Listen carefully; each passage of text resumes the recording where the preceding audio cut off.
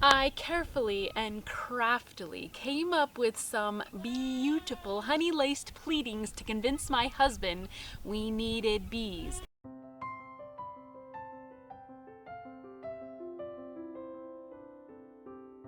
Don't forget to take a moment to subscribe to my channel and join me as we talk about 7 things I wish I had known before owning bees and what you will wish you had known as well. So subscribe and share and join me in my beekeeping journey. We got 2 hives with the help of my bee mentor.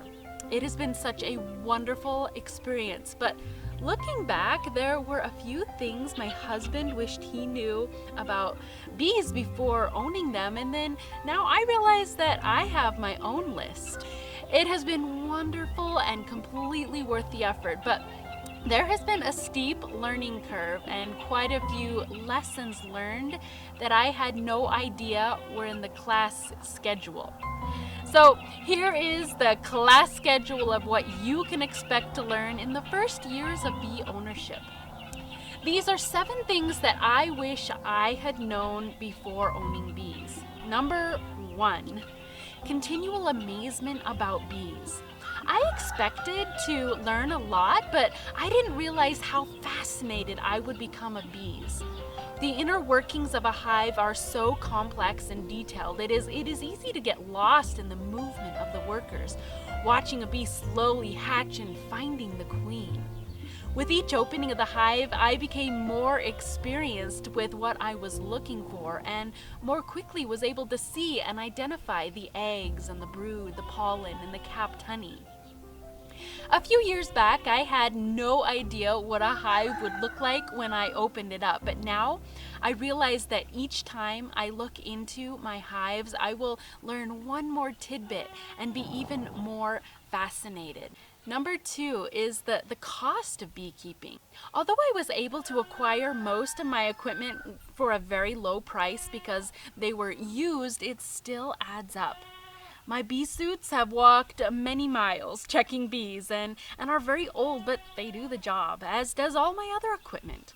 That said, there are still a lot of equipment and items needed to keep bees healthy, safe, and alive.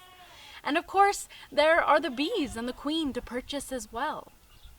I've included in my free resource page beekeeping and supplies and a cost projector. It's a detailed list of items that you will need to purchase before getting bees and what you will be expected to purchase during that first year and after to keep your bees healthy. This free page also has the ability to total up the cost of supplies so you can know what to expect. It would be worth your time to take a moment to sign up and get access to that bee worksheet and to the other 50 plus resources on the page. You can find that link below. I wish I had this beekeeping supplies and cost projector when I first started looking into bees, but as usual, I jumped in with both feet, not counting the cost. You will also benefit from seeing a detailed list of beekeeping supplies as well that's in that free resource page. So, number 3, and what I wish I had known before becoming a beekeeper, is that it's hands-on beekeeping. If you go into beekeeping thinking that you will put them out in the field and just go about your business, then you will most likely end up with an empty hive. Bees require ongoing maintenance to keep them free of disease and pests, and they will need to be monitored during the spring to make sure they have enough food to make it to the honey flow, and watch during the summer months to make sure that they have enough and are given adequate room to grow, as they are just continually adding to their brood and their honey supplies. Without these measures of care, your bees will probably be overcome by mites or foul brood or will swarm because of lack of room in their hive. Number 4 is the idea of natural beekeeping, but that doesn't mean unsafe beekeeping. Before getting bees, I read the book Natural Beekeeping, which is so good. It's very good. But if you look at the picture on the cover, you will notice that the man is in a short sleeve shirt and has no veil and no gloves. And it gave me the impression that I wasn't a real beekeeper if I wore protection. I felt like I had to get to the point of not wearing protective clothing, or I wouldn't be a real, true, connected to the bees beekeeper. But you know what? That's not true. I do admire him for his calm and care for bees, but I also know bees sting, and those stings hurt, and I don't particularly enjoy the experience. In fact, being stung gave me the healthy reminder of what I was dealing with. I will wear my protective clothing because I know it will keep me safe. And when tending bees, it is better to be safe than sorry. Did you know that more people are killed by bee stings a year than sharks? Now that's saying something. Be safe. Number 5 is the waiting and the patience that beekeeping requires. It's so easy to get eager and expect your bees to produce loads of honey the first year, but in reality, you may not get any honey. When a hive is new, they have so much work to do to build up their comb, their army of workers, and their stores of honey for the winter. They have their work cut out for them. So if they do have any honey in the deep hive bodies, it should be left for them to consume during the winter months. It is also important to note that the area you live in will directly impact how much honey your bees produce, when they produce, and how they fare during the winter months. We live in Montana, and in our specific area, we have 3 productive summer months. Our bees have to work hard and fast before the first frost to get everything done so they survive the winter well. And you know what? The second summer, we didn't get honey either. The one combined hive that we took through the winter dealt with chalk brood through the spring and summer because of the excess moisture our area experienced.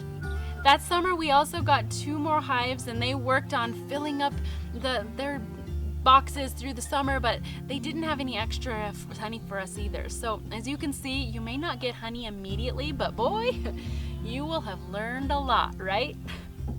Number 6 is all about becoming the adaptable beekeeper.